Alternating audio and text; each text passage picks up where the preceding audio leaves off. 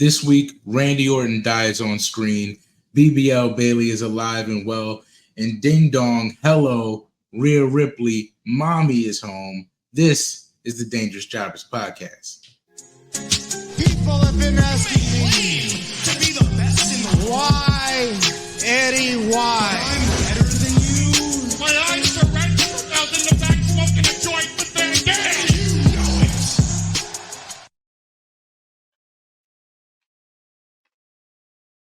Where am I? Wait, hold on. I think I messed that up. Hold on.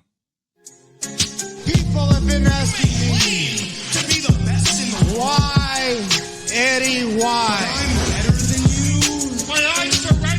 I was in the back smoking a joint with their gang. You know it. You knew it was bound to happen, right? To make the connection, man. Yeah, it's been a while since we did this in person, so I figured we might as well get back to it. Yeah, it's been a while, and it feels good to be, back sitting side by side again. Exactly. Right back like we never left. Me back to old days. Right man. back like we never left.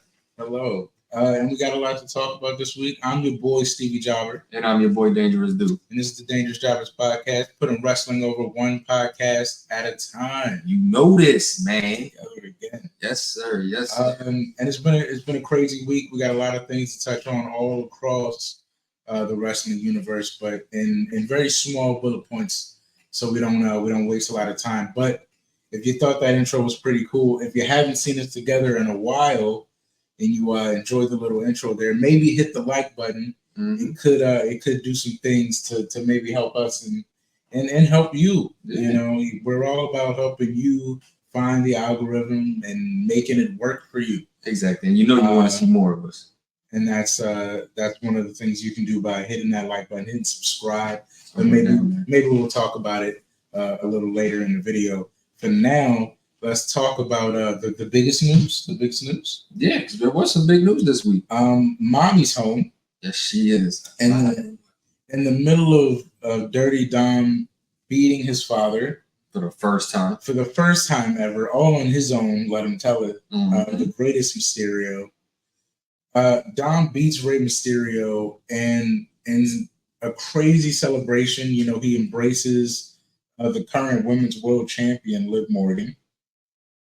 They give a great hug, and then, Dom, after the match, must have been a little beat up. He couldn't hold all of her weight. No, he couldn't. And he takes a little bit of a tumble. Awkwardly, he's kind of almost laying on top of Liv Morgan. And I don't want to speak for Dom. No. But he might have started to have this little bit of a tingle. Maybe a little bit of a tingle. Spider sense was going on. There was a tense moment, you know what I mean? And a lot of tension. Faces got really close. Foreheads might have touched, or might have. I don't want to say they did, but noses might have grazed. In a moment that might have looked like a heavy embrace. Mm-hmm. Rhea Ripley's music hits, and a fiery purple demon heads out of the entranceway and makes a beeline for the ring, where we find a lowly Dominic Mysterio, Liv Morgan fleeing the scene, mm-hmm. so to speak, but watching from behind the curtain, as we later found out, as Dom ultimately seems to get chewed out by Mami, and instead of getting the hug that he thought he might have gotten, is following her, trying to explain on the way backstage, to a very pleased reaction from Liv Morgan. What are your thoughts? My thoughts, bro, this is literally Eddie in China all over again. Yeah. And I'm here for every second of it. I'm here for everything, like Judgment Day and Dom related, because the whole storyline itself is just hilarious. Even the supporting roles of it, like the JD McDonoughs, the Carlito's been golden during this whole time. Yeah. Like I didn't think anybody would be better than R-Truth in the Judgment Day, but I think Carlito might have him beat. But as far as like the Dom and the Rhea stuff, I think Dom is going to have a lot of groveling and a lot of begging to do before Mami even forgives him or makes the attempt to forgive him. but she's gonna be on her China time. She's gonna be like pushing him out of the rooms and everything else. So it's gonna be an interesting few weeks. I think the best part about this kind of relationship is the parallels that it continues to bring through social media. Mm-hmm. Because right after this happened, the internet is quick to let you know that there was also a time when Eddie was heavily apologizing to China, bringing her flowers, getting pushed out of her locker room, just trying to explain. And to his credit, Eddie might have been a little more at fault. Yeah, I do specifically remember seeing some sort of scene with Eddie and two women in a shower once, but I don't think Dom is going to get that far. He seems like he had not fallen into temptation. As far as we know. As far as we know, allegedly, right? Dom has not fallen into temptation. So I think ultimately Mami will be taking him back, but I do think it's going to be a tough road. And it might end with a custody of Dom ladder match at SummerSlam. I only say that because it's what the internet has wanted for months. Mm-hmm. And Triple H is not one to shy away from what the people want. If he can find a way for it to make sense in the story. I mean, imagine Liv's plan being that Mami doesn't take him. And then she gets to keep Dom. Or she's just in the Judgment Day. Well, wouldn't that piss you off though? If you were working to get this kid and you were, you were telling him everything you needed to hear, but also you were kind of treating him better than Mami. And I think that might be a part of this we're not really discussing. I mean, he's kind of dominated. Yeah, no pun intended, but yeah, for lack of better words, Liv kind of does treat Dom a little well. So you also have to weigh your options if you're Dom. I think. I mean, and I think if you're Liv, you're not just gonna let him go back. Yeah, you know what I mean. You're gonna fight for all the stretches and the chicken tendies you've been giving this. You spent a lot of money on this man. You spent a lot of money. You got him a PS5. You got his friends a PS5. Like you're doing some good. A lot of controllers. There's 5. Yeah, there's 5 of them. There's a lot of controllers there. The controllers ain't cheap. They're not cheap. You know what I mean? She did a lot for her. You got to get the McDonald's chicken nuggets. Like, you got to get that 50-piece going for each of them. The tendies. Yeah, the tendies.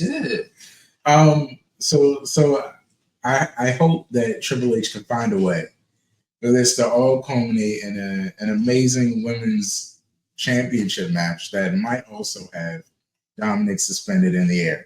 I mean, Dominic in the shark cage. In the shark cage, I would not mind a shark cage match with Dom. The person that holds the shark cage wins. Is that what it is? Well, no. It'll be whoever wins the women's championship.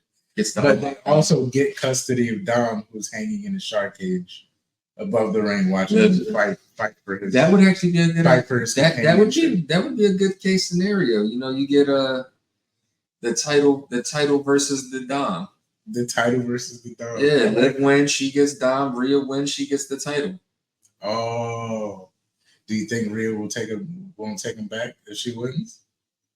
I think she could get the title and Dom. I don't think she. Yeah, but I don't know. We are skeptical though.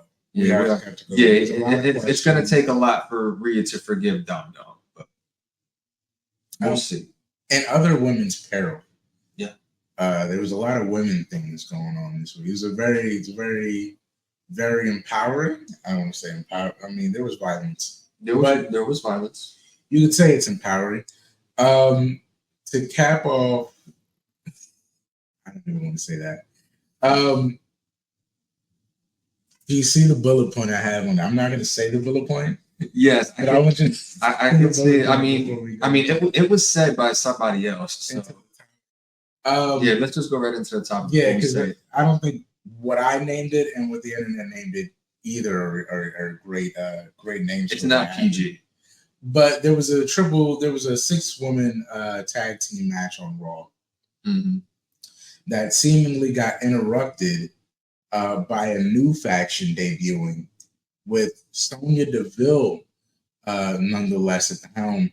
Sonya Deville flanked by a hard time stricken Zoe Stark and a very down on her luck Shayna Baszler came and cleaned house and established who they say really runs the women's division. Are you excited about this feud? Do you think the dynamic of the feud is great? Do you have a particular name for the faction that might come across a little more PG than what the internet is giving?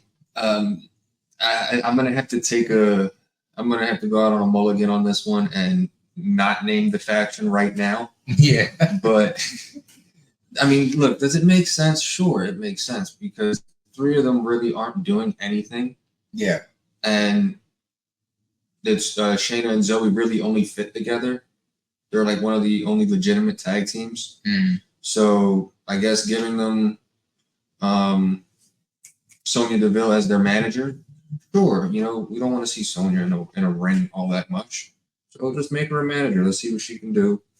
And I think in a manager role for Shayna and Zoe, I think it's fitting. I think they could do something. They could potentially win the tag titles. Well, tell me this, because Shayna's been tag champion twice. Yes. Do you feel like this won't result in Shayna eventually getting a singles run? Because I do remember Shayna's, for this time, Shayna's still kind of ladder. She's got more days behind her than in front of her. Yes. Some would say, for her age in the business right now. And for a lot of people that saw her in NXT, they've been craving for her to get a singles run of some sorts of significance ever since her and Becky Lynch, ever since her and Ronda. Yeah. Do you feel like the failing of her singles run and the result in this faction, does it do her justice if the faction does well that she only achieves tag title gold? I mean, it sucks for Shayna because, you know. Oh, and vice versa for Zoe Stark. I know my dad loves Zoe Stark. There is a lot of good Zoe Stark fans out there that want her singles run too. Yeah, but I think the problem with that is, and I don't mean to knock Shayna or Zoe in this way, but not too many people get behind it. And, Yeah. And then Shayna, like nobody really, not a lot of people get behind Shayna. Even fewer people get behind Zoe Stark, which isn't necessarily right because they're both very talented. And considering what just happened at Money in the Bank, I think Zoe Stark needs a raise or some kind of singles moment just based off of what she did at Money in the Bank. Because good Lord, it looked like she got. Amazing spots. Amazing spot. So, I mean, hopefully this leads to something better for both of them. Whether it's tag titles or a single run, I don't know. But I think the singles run is going to be a lot harder of a thing to happen for the both of them. Do you think it could possibly be easier for Sonya Deville to get singles run? No, because I want Sonya to get one even less. I mean, that's just me, though. I want Sonya to get one even less than Shayna and Zoe. I do feel like if you were to top 3 them, as far as who should get the opportunities, I do feel like Sonya Deville is probably number 3. Probably number 3. For me personally, I would say you have to go in that order: Shayna, Zoe, and Sonya. I mean, and if you guys feel differently, please feel free to comment. If you're on Spotify or YouTube, give us your 3 ranking. 3 people I do like from a faction I already know that recently reunited down in NXT. I got to talk about my boys, man. Aside from Trick losing the title and Ethan Page becoming champion, that's all well and good. I'm always happy to see Ethan Page getting further in succession. But what I'm really more excited about is the fact that the boys, in a moment where Wes Lee was about to retire, because that wasn't going to happen. Yeah, nobody was buying that. In a moment where Wes Lee was about to retire, it just so happens former TNA talent Zach Wentz and current TNA talent Wesley. No. Trey Miguel. Come out to the music of MSK, which I understand because if you hear the beginning of the Rascals music, I don't really know if they can use that. Yeah. But they come out, big hug, big reunion. They come out and they kind of give, after the huge pop, they kind of give a really honest promo of just saying, you know, we've been doing this for a really long time and we're big friends and it's great to have each other back and we can't let you go out like this. So MSK is officially, or the Rascals rather, are officially in NXT. But along with that, the Rascals are also officially in TNA because the No Quarter Catch crew, who stopped Zach Wentz, I believe, from winning a match last week, are now fighting the Rascals and Kushida, not Wesley, but the Rascals and Kushida next week on Thursday. On Tuesday, however, while defining which part of the Rascals is MSK and which part of the Rascals is the Rascals, they came across Gallus, who are now fighting them this Tuesday. So we have 2 6-man tag matches, one Tuesday on NXT, one Thursday on TNA. And the connection just continues to thrive. Wesley and is now wearing a Rascal shirt on NXT programming, and it's just amazing to see, for one. Yeah. But the potential that this crossover has. Well, and then not only that, not even only with the MSK stuff, the Joe Hendry stuff too. With the Joe Hendry stuff, because Joe Hendry is officially on the WWE website now as like an active roster member, which is crazy. How did they pull that one off? Right?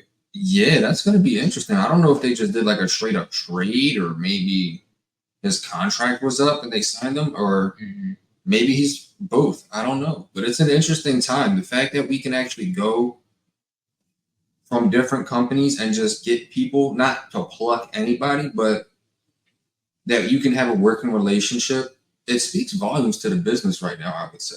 Because you figure 2024, you got people from WWE going to Japan. You got people from TNA jumping over, people jumping to TNA. It's an interesting time. It really is. And it's a fun time because the possibilities in fantasy booking matches, it's limitless. You can pluck a Steve Macklin, you can pluck a Motor City Machine Guns. Like there's so many people you can go to, and even vice versa. TNA can pull people from Gallus. TNA can pull people from like Trick Williams. They can pull Sean Spears. They can pull anybody they need to pull to make interesting matches, and it's basically going to benefit everybody. Yeah, I'm hoping it leads to. It's a shame because I don't know if NXT still does the War Games, but I would love to see eventually maybe a mixed TNA WWE War Games or WWE versus TNA War Games. That would be fun. I think would be amazing because I think the Rascals fit if you give them a fourth and a real mix of NXT and of WWE War Games. But also, I feel like if you go with the women, there's easily a way to put the women's War Games together. And if there's any women's division outside of WWE to get quality women for a War Games match, it's absolutely in TNA. Whoopsie daisy. There we go.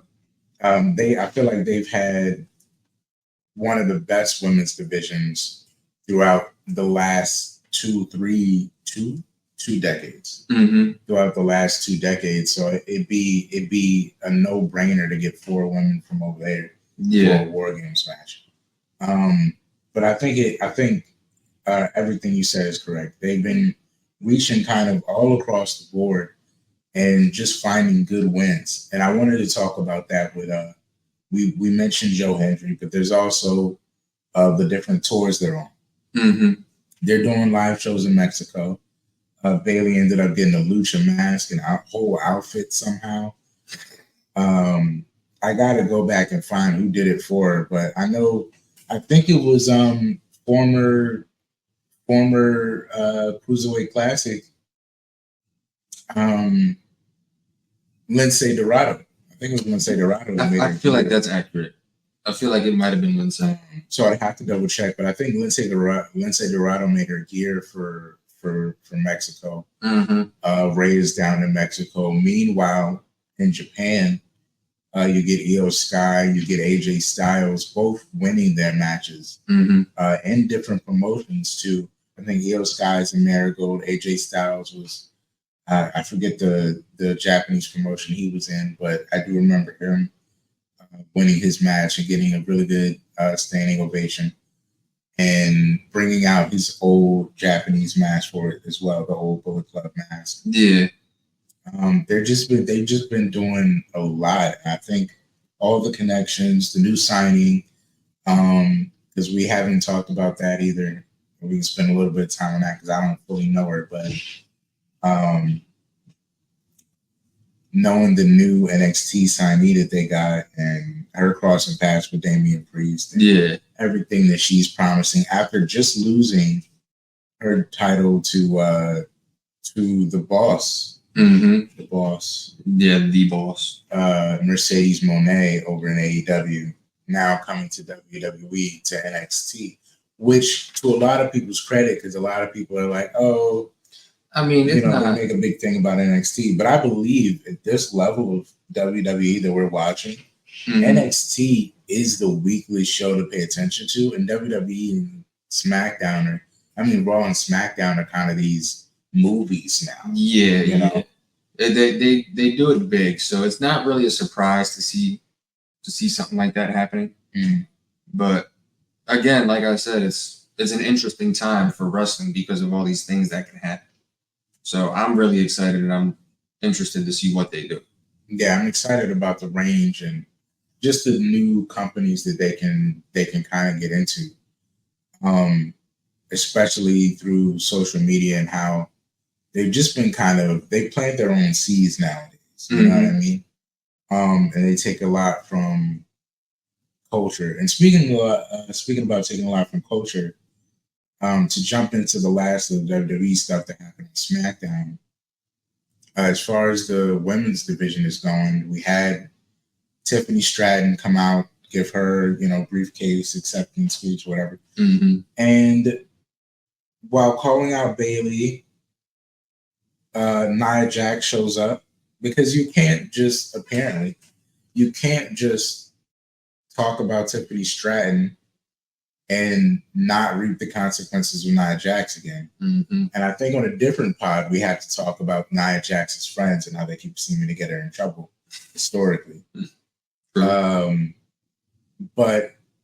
Nia Jax comes out and makes a very noteworthy line to Bayley. Is that what you would call it?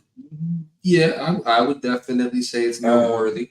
But she makes a pop culture reference to Bayley, kind of looking behind her and accusing her of being BBL Bayley.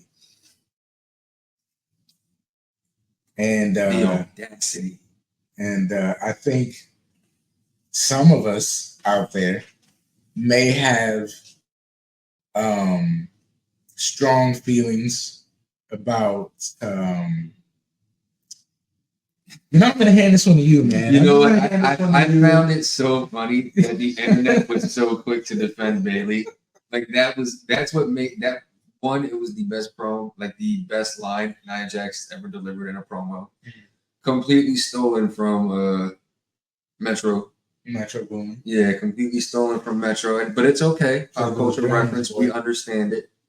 But the internet was so quick to defend her. Yeah. No, that's all natural. A1 from day one. Julius Creed even said it on one of his YouTube videos when he was talking about the that big giant Cheez-It. He was like, it's bigger than Bayley's booty. We all know it's real, okay?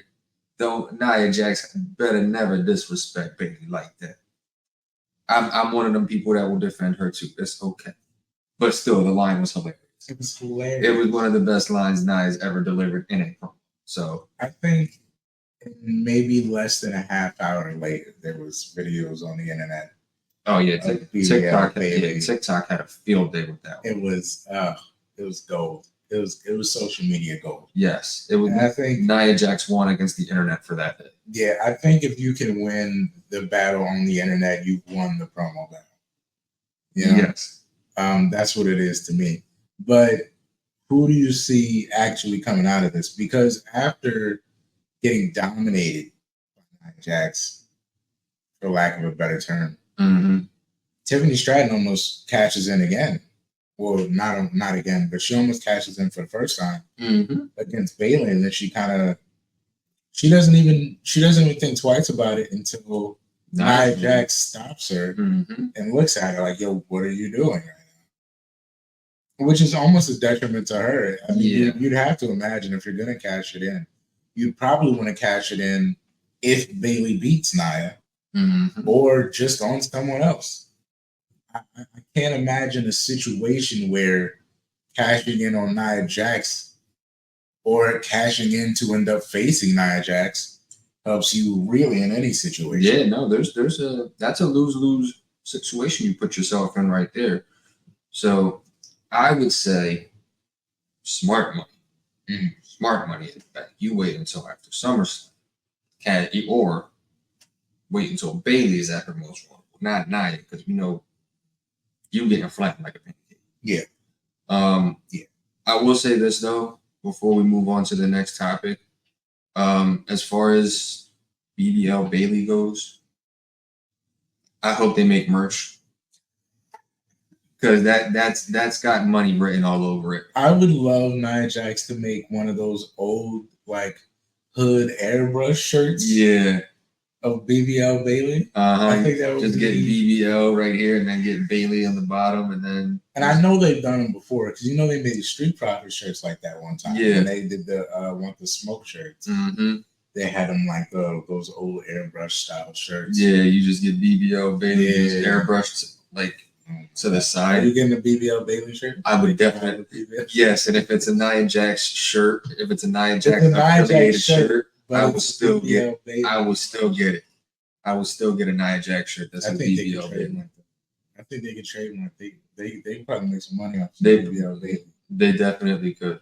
And it's rare that there's insults out there nowadays, especially nowadays. But you think back to some other people that have tried to, for a lesser term, body shame.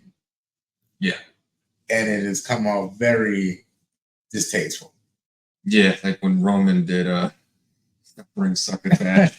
Or like when Roman did succotash, or when Christian did the I think it was Christian who made fun of Jack Swagger's lisp. Yeah. So this is probably the most profitable body shaming insult they've come up with so far. Yeah. I think they could really go with this. That being said, fantastic promo, but a lesser story at the time. Until we get to SummerSlam, I think this is just going to be funny promos. Yeah, more than likely. Because on the road that they go now, why would you want to make Nia Jax more serious? Yeah, I would say you keep Nia Jax funny. Yeah, because that's for lack of a better thing to say. I feel like that's when Nia's at her best. Yeah. When Nia's trying to be funny. I mean, she's not always the funniest in the ring, but sometimes she'll just say one line or she'll do a goofy move and it'll just be like the funniest thing. And I don't think she's doing it super intentionally, but it's just the way she executed or the way she'll execute it will make it funny.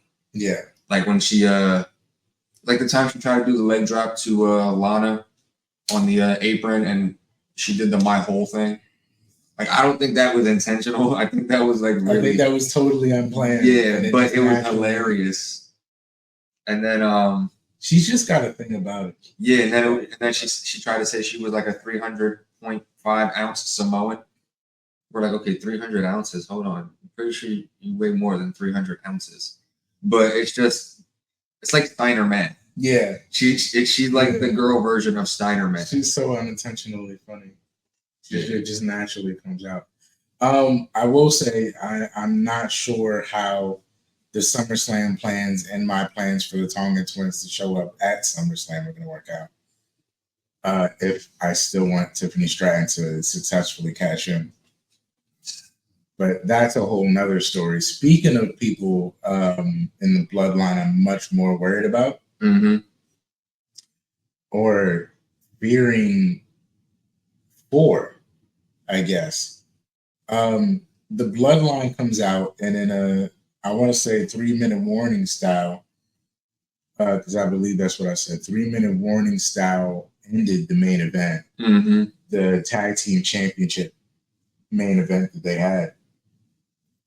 Fatu comes out of nowhere, flattens everyone in the match, and I guess it's bloodline time.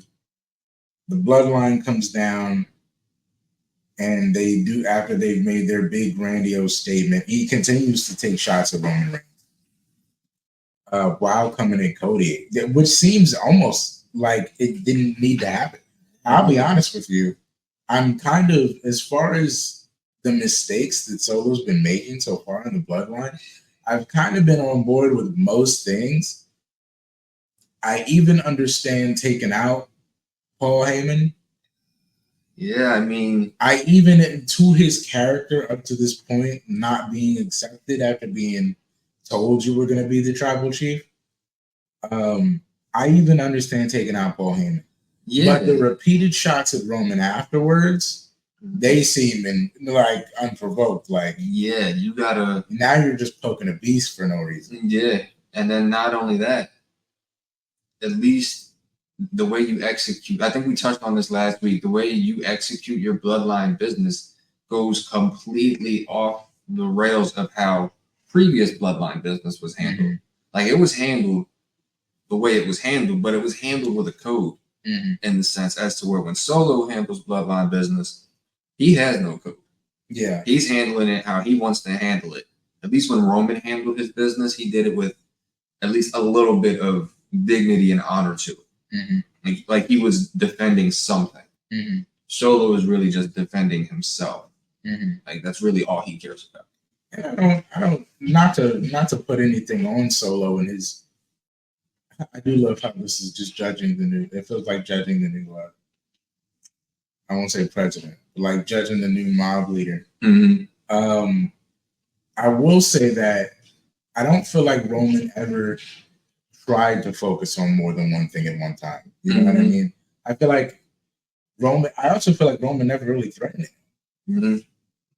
For more or less, Roman was just on whoever the target happened to be at the time. Yeah, Roman really never went deliberately after anybody. He kind of just he basically just took the next fight that was in front of him. Roman didn't deliberately seek people out to hurt them. He just wanted his family legacy to be relevant. And that meant being the champion and being the best guy there and beating whoever was in front of you. Like his shirt literally said, stack them, pin them, and get rid of them. That's literally all he did. Yeah. And I feel like it definitely will eventually come back to haunt. Oh, yeah, I feel like on his quest to defeat Cody Rhodes and win the world championship wouldn't be as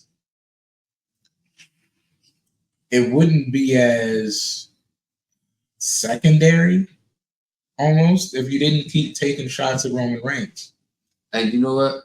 I really don't think that Solo even wins the world title. Yeah.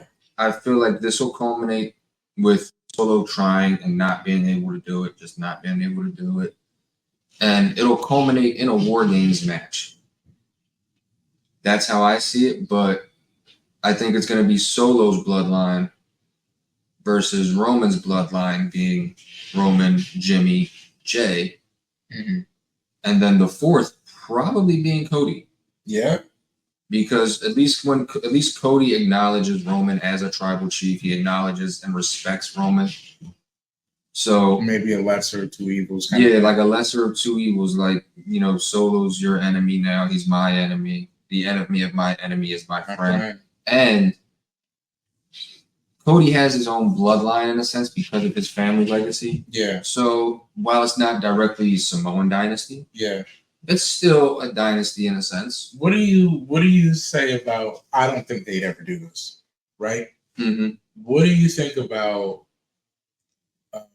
a WCW style World War III, where they have the triple war games, like a 3-ring war games? Mm-hmm. Because you mentioned Cody Rhodes' bloodline. And to me, his bloodline probably is like him, Randy. Who else does he have mutual connections to in the back? Kevin. Maybe someone from NXT if they get called up via the AEW, because now you got to consider AEW. Yeah. We don't know what Punk is going to be doing on SummerSlam. We don't know what Punk's going to be doing. And then if you go the NXT route, Cody and Shawn Spears have history. I think Shawn Spears would be perfect. Cody and Shawn Spears have history. But that's more fantasy. I'll get back to what you're saying. I think it's definitely going to be Bloodline versus Bloodline at War Games, because that's what everyone is waiting for. Mm-hmm. I'm just not entirely sure what that fourth person is. I think that's everyone's question. Cody would be interesting, but I don't see him beating Cody at SummerSlam, almost because I feel like now Roman has to come back, because you won't stop mentioning him going into SummerSlam. Mm-hmm. You know, you can't just keep poking this bear. And it felt early. Did these feel early to you? Did these returns? Mami's coming back. Yeah. Roman's name is being brought up. So the Mami return, it does feel a little early. I was kind of hoping, you know, they pushed it a little bit. Mm-hmm. Like maybe, you know, just like a couple more weeks. Mm-hmm. Roman, I feel like they're going to keep saying Roman's name, but I don't think Roman's coming back at SummerSlam. No, I feel like you let Roman rest a little. Still let Roman rest, because the dude went for 4 damn years as champion. And then not only that, he did just bury his father. So I would at least give Roman, if he was coming back at SummerSlam, try to like push it a little bit. Maybe give him SummerSlam off, and then just give him like the next pay-per-view. Yeah. Which would be, what's after SummerSlam? Money in the Bank. Money in the Bank was SummerSlam. SummerSlam is August. What do we get after SummerSlam? It's always one of the lesser pay-per-views. Yeah. But again, because it's a lesser pay-per-view, you have to do something of relevance to make it exciting. Yeah. Bring it. Maybe it's in Extreme Rules. We haven't done Extreme Rules yet. Maybe it's in Extreme Rules, and then I know October. What Extreme Rules looks like this year? It's gonna be a lot more crazy. And then October, you have Bad Blood. Yeah, so we don't really have to wait long. Yeah. Bad Blood has to be an amazing favorite. You know how much it means to. Tell me this: we'll do this, and then because we're coming up on 40, we'll end the Bloodline stuff with what actually happened this week, because I feel like we've been building to it. We haven't gotten it. Mm-hmm. I thought it was weird that they were bringing back Bad Blood, and then you think about Netflix coming. Netflix is going to be unrated. Yeah. And then you think about what Bad Blood meant to Triple H. Yep. Because I thought to myself, you know, Bad Blood hadn't been around that long of a time. No. Before they took it away. They introduced it as like this legendary pay-per-view coming back. Mm-hmm. I was like, well, why would it be Triple H? Mm-hmm. Triple H had a lot of... Triple H. I feel like that was headlined a lot of those Bad Blood pay-per-views. Yeah. He did it once with Shawn, and then I think he did it with Kevin Nash. Yeah. He had one with Nash too. Mm-hmm. He might have had one with Steiner, but I couldn't think of something else. But he had 2 or 3 years. If it was 3 years, then I think he did one with Steiner too. Yeah. I know the last one was 04. But I know he did one with Kevin, and I know he did one with Shawn. So that makes sense to me now. Like, oh yeah, so if Bad Blood means that much to him, the matches have to definitely significant to him. The matches have to be really brutal. Yeah, really top tier brutal matches. Speaking of brutal, let's end this. So all of this culminates in Randy, who said later in the night that he'd be there for Cody, coming out, being there for Cody after the bloodline comes out, makes their big statement, and calls out Cody Rhodes, and he ultimately gets beaten down. Randy runs to the rescue. No Kevin Owens tonight. Yeah. They set up the table, the announcer's table, after beating down Randy, beating down Cody. Yeah. They throw Cody's arms up into the ropes. Which time in the ropes. They tie him in the ropes. They're holding him by his arms. They're making him watch as they systematically annihilate Randy. They annihilate Randy. They put him through a table. And somebody noted that during him going through the table, Cody had said, "Take me instead," which is a cinematic cue for being killed off in the show. So now not only has Jimmy been killed off, but Randy Orton now seemingly killed off right in front of with his I don't want to say mentor, but his apprentice. What do you call that? Mentor. Yeah. With one of his mentors right in front of him, Cody has to watch his friend from work. And a true like Jax watching Opie go down.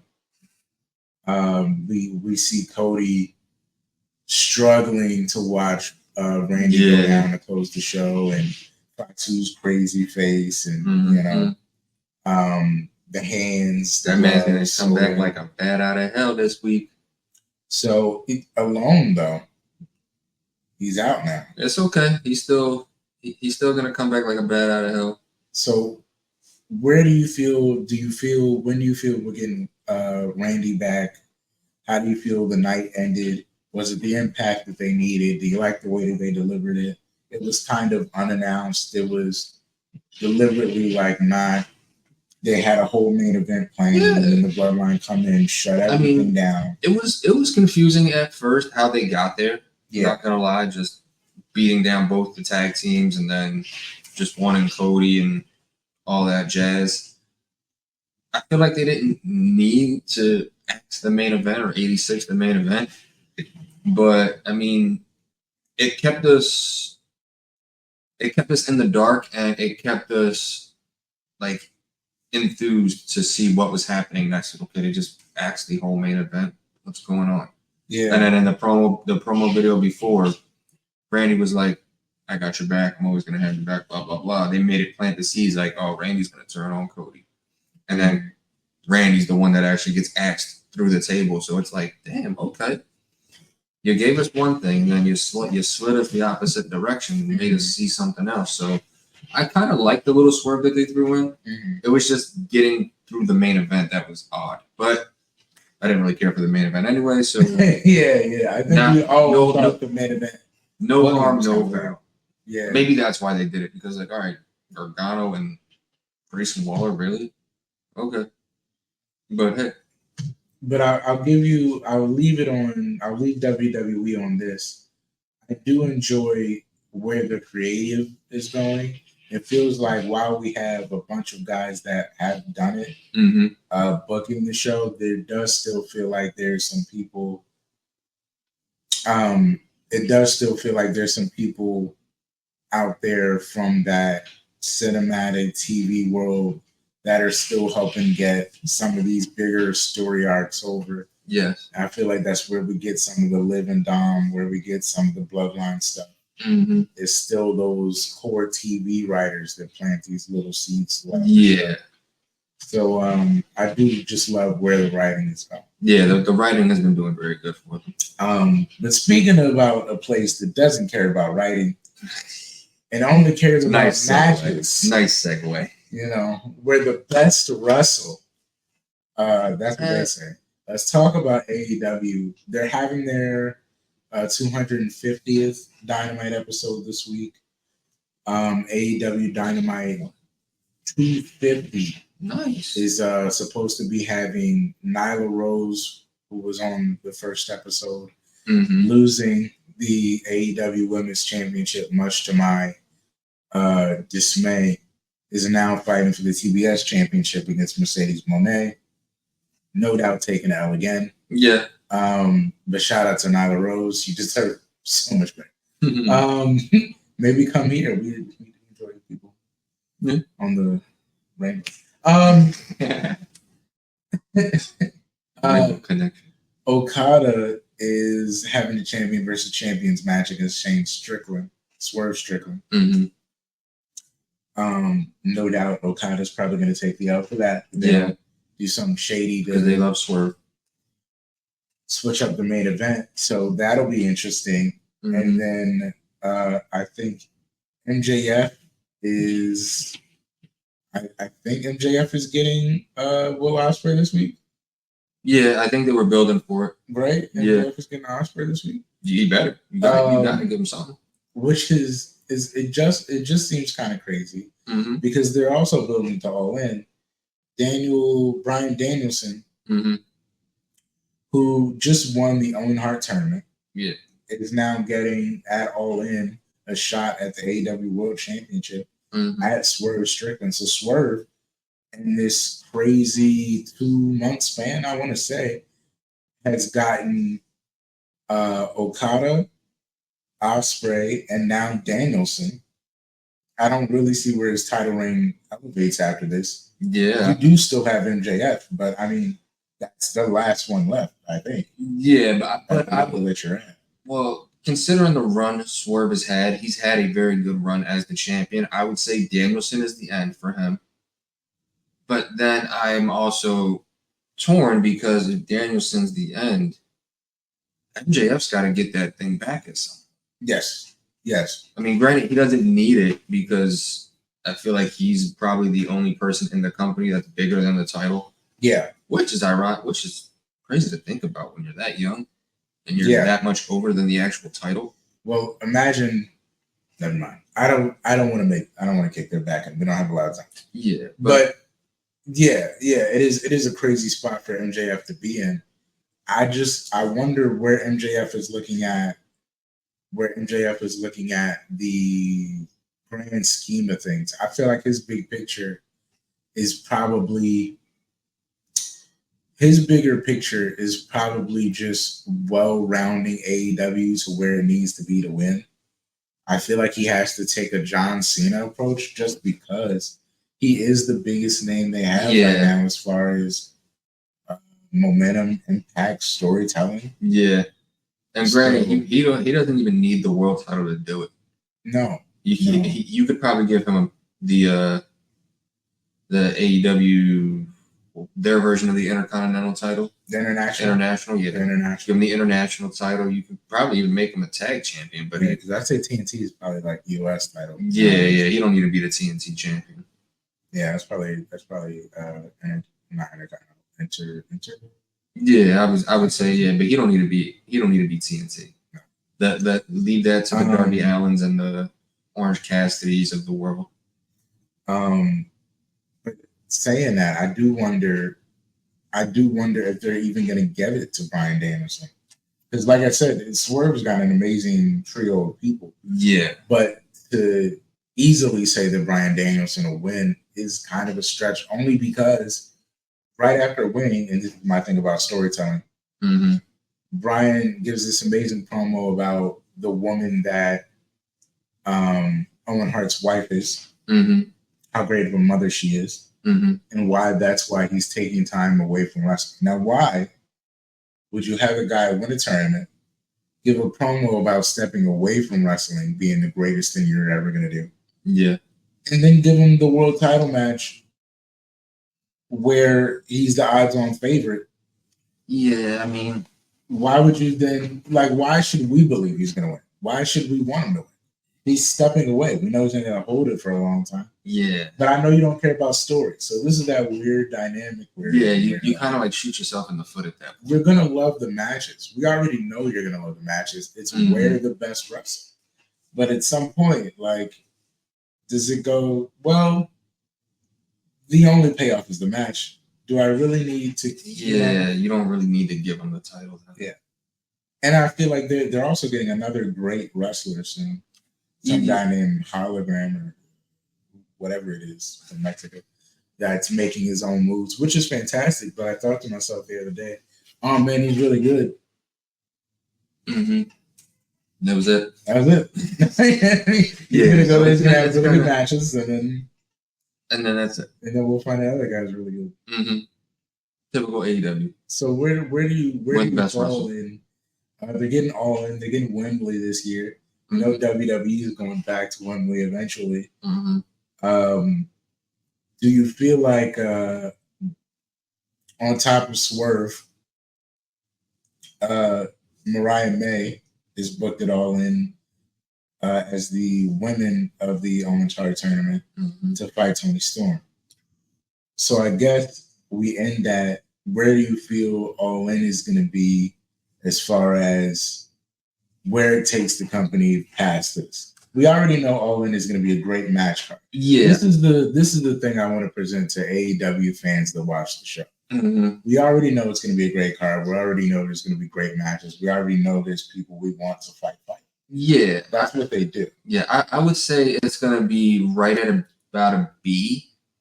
I could give it a solid B. Mm-hmm. I think it's going to be good because All In usually is one of their best shows of the year. It's like their WrestleMania. Yeah. Do I think it'll be the best All In?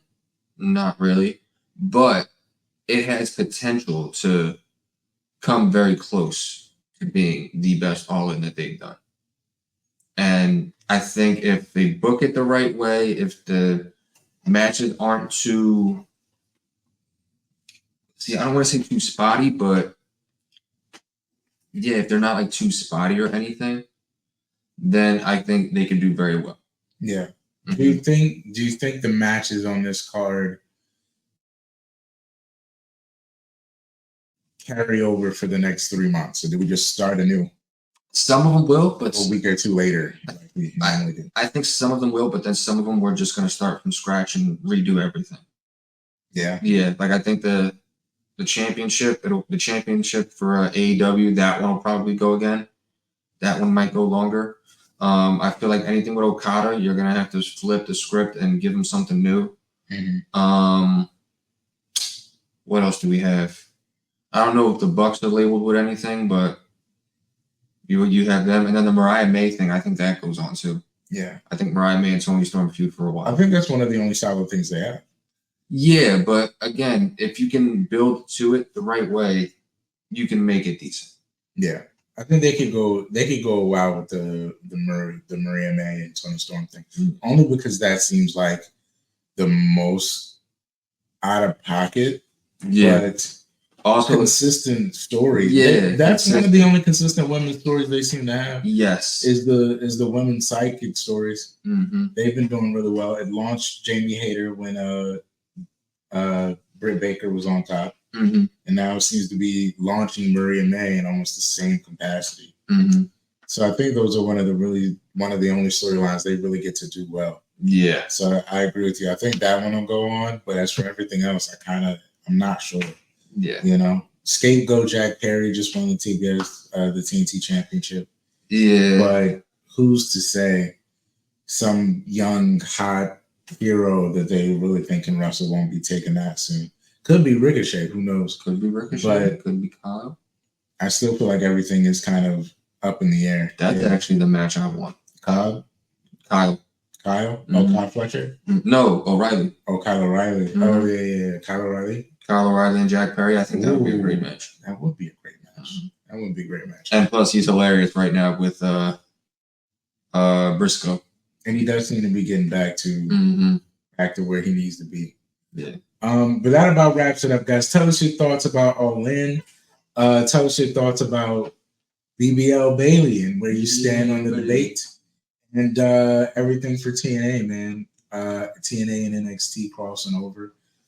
Give us all of your comments. And if you got this far, you might as well give us a subscribe too, man. Mm-hmm. You know, we can be friends. Yeah, we definitely can.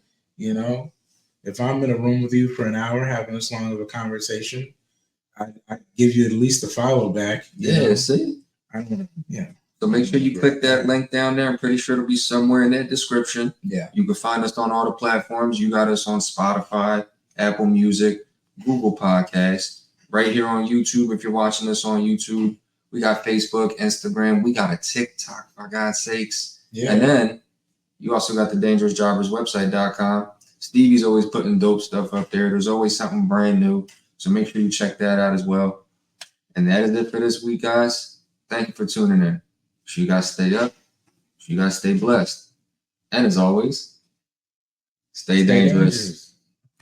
People have been asking me to be the best in the world. Why, Eddie, why? I'm better than you. My eyes are red. I was in the back smoking a joint with Van Dam. You know it. No, she's hungover. He's hungover. How late were you guys drinking yesterday?